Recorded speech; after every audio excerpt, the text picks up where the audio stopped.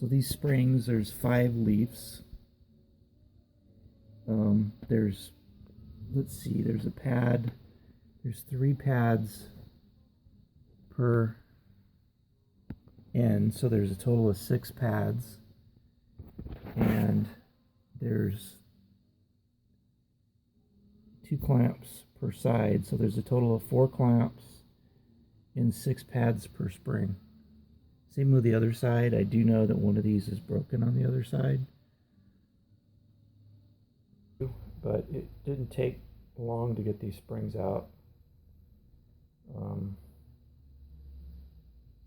So the process is jack up the back, put jack stands under the frame, put jack stands under the differential. Everything looks good. Same condition as the other spring. Here's the original dark gray color of the spring. I think that's just some sort of epoxy that they put on there. So looks just like I thought it would. There are 6 of the pads, anti-squeak pads, not 6 but 12.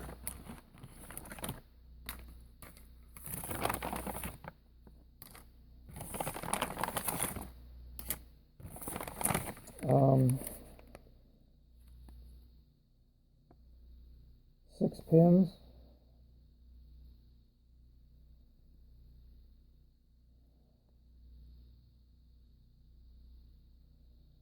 They look original, like they got the original little swirly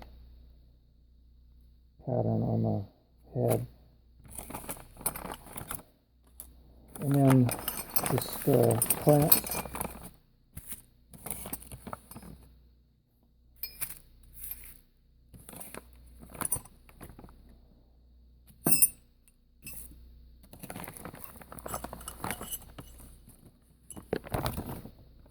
So it takes 2 of the small ones and the ends, 2 of the mediums and 2 of the bigger ones. The comparison between the I'm going to have to mushroom that head. So that's, I'm going to have to do that 6 times. What are you going to do here? I'm going to hold the end of this, whatever this is, straight so that my husband can put the pin in. Okay, show me what you're going to do here. I'm going to hold this end up even, and this clamp and pin are going to go through here, and we're going to get this gun that's going to be attached to the air compressor, and we're going to, that's what we're going to do. Wow. Okay. Huge progress just now. So I've got all of the brackets back on and the pins mushroomed. Did it with an air chisel. Air hammer bit. It was really, really easy. With their air hammer. It just, didn't take long at all.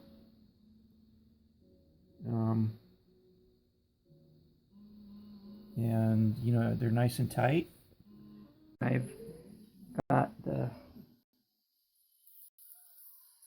areas where the squeak pads are going to go, be epoxied down nice and clean. Just need to now just slice those little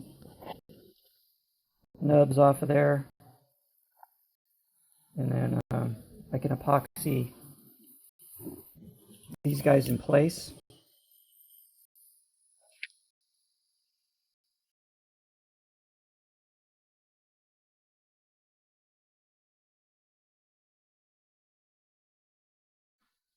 So I've cut the ends off, and you just epoxy them on like so.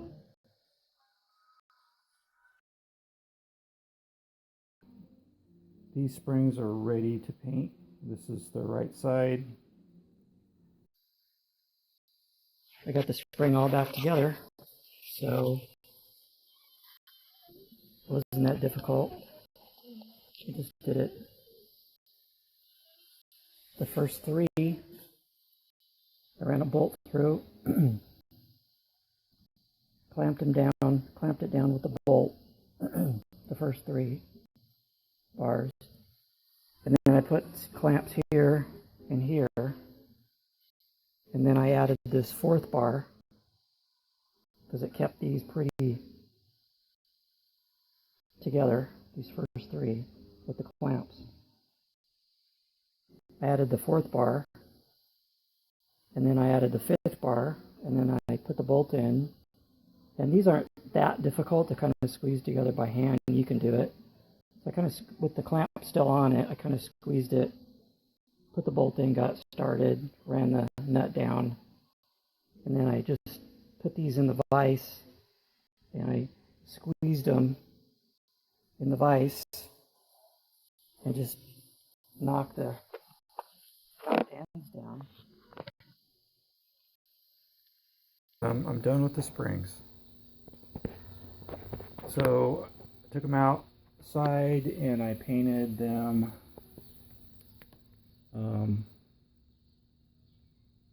the dark gray, and I put a coat of a couple coats of clear coat, and they came out really nice. So tomorrow I'm going to actually install this side back in, and I've got the left side spring in.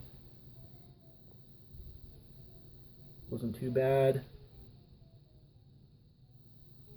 Kind of popped right in actually once I. So with the differential, what you have to do is just jack the front of it up. If it's going to sit on jack stands, the pinion's going to sag, of course, unless it's supported. And then to line up these pads and pins and stuff over here with the cushions and the pin sticking out of the spring, that bolt head has to fit up into that pad. The differential has to be sitting even with the top of the spring. So the spring perch right there. So I just jacked the nose of the pinion up a little bit and it evened it out, and then the spring went, I jacked it up with a piece of wood underneath the spring pad like this.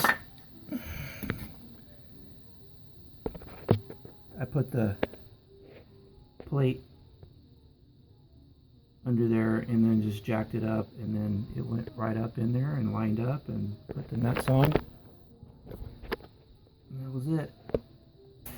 So I got the other side of the other spring in on the right side. Went in real nice, and